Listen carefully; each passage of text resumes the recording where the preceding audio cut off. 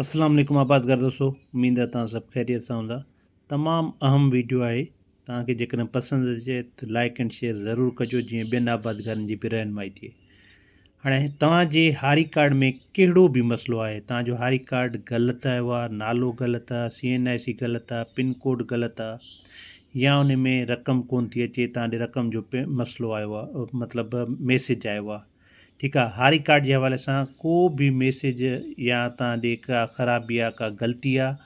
उन जे हवाले सां तव्हां ॾे पेमेंट कोन आई आहे, यूरिया जी पेमेंट आई आहे, DAP जी पेमेंट कोन आई आहे, DAP जी आई आहे, यूरिया जी कोन आई आहे, थ्रेशर जी पेमेंट कोन आई आहे, इन हवाले सां। ठीकु आहे, हाणे माना तव्हांजा जेके मसइला हूंदा, हीअ असांखे जेका इंफॉर्मेशन ॾिनी आहे अब्दुल वहाब महर साहिबु आहिनि, उन्हनि असांखे इंफॉर्मेशन, पाण आहिनि शिकारपुर जा, उन्हनि इंफॉर्मेशन ॾिनी आहे, चइनि साईं असांजा बि मसइला जेके हुआ उहे असां इन तरीक़े सां हल कराया आहिनि। हाणे तव्हां छा कंदव, हिकिड़ी दरख़्वास्त लिखंदव एडिशनल डायरेक्टर एग्रीकल्चर एक्सटेंशन पंहिंजे ज़िले में, पंहिंजे तव्हांजे ज़िले में, हर ज़िले में एग्रीकल्चर एक्सटेंशन डिपार्टमेंट जो डायरेक्टर वेठंदो आहे, उनखे दरख़्वास्त ॾींदो, दरख़्वास्त में पंहिंजो मसइलो लिखंदो त हारी कार्ड में पिन कोड ग़लति आहे, हारी कार्ड में CNIC ग़लति आहे, हारी कार्ड में जेको आहे नालो ग़लति आहे, हारी कार्ड में ॿियो को मसइलो आहे, एक्टिव नथो थिए,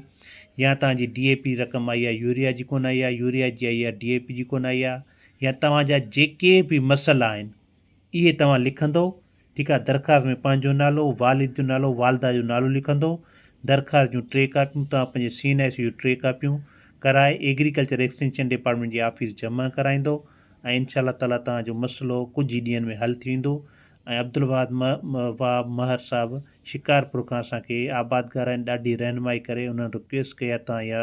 वीडियो ठाहे असां आबादगारनि जे लाइ रखो, आबादगारनि खे फ़ाइदो थींदो। एग्रीकल्चर एक्सटेंशन डिपार्टमेंट तव्हांखे फुल सपोर्ट कंदी, तव्हां उन्हनि वटि वञो, हू तव्हांखे पाण सम्झाईंदा, तव्हांखे जेको आहे तव्हांजी रहनुमाई कंदा।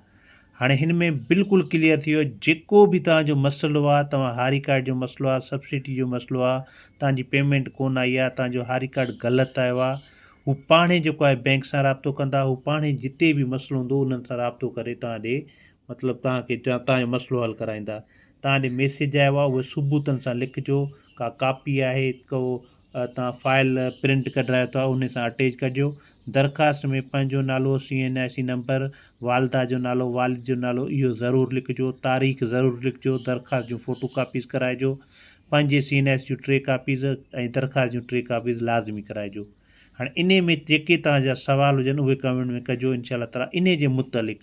ॿिया जेके तव्हांजा सुवाल हूंदा उन्हनि जा जवाब हाणे कोन ॾींदासीं, इन जे मुतलिक़ जेके तव्हांजा सुवाल हूंदा उहे इंशाअल्लाह ताला तव्हांखे जवाबु ॾींदासीं। ठीकु आहे, तव्हां सभिनी वरी महिरबानी, वीडियो पसंदि अचे लाइक एंड शेयर ज़रूरु कजो। Thank you so much.